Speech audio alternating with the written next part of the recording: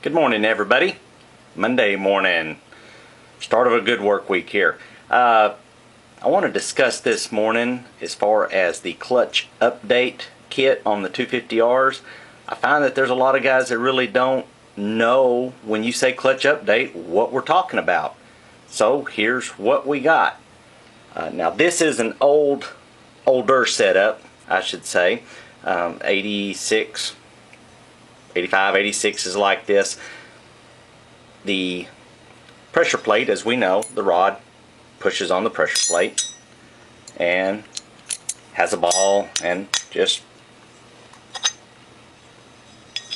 pushes on it like so. So what can happen, Honda's lube real good. Let me back up and say Honda's lube real good. Banshees have this problem pretty horrible actually, and it's imperative to change them over. But even on the Hondas, it can make a difference, and here's why. If you notice, that ball is welded to the end of that rod, and it's actually kind of gotten a little bit of a point built into it where it's been rubbing inside that pusher. The rod basically ends up getting a divot worn into it, and the more area that the rod contacts the ball, more area means more heat means more welding capability. So if you can dress the rod up just a tiny bit and remove some of that divot, it helps, but it's not a permanent fix. It's just kind of a poor design.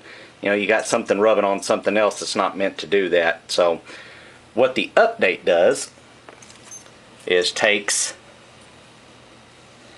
this piece and adds a flat bearing and then a hardened washer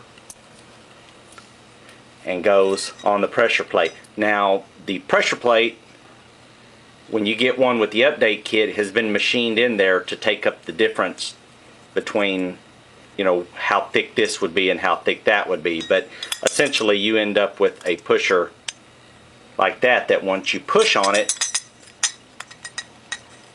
it makes the bearing spin here and takes all of your friction off of your rod.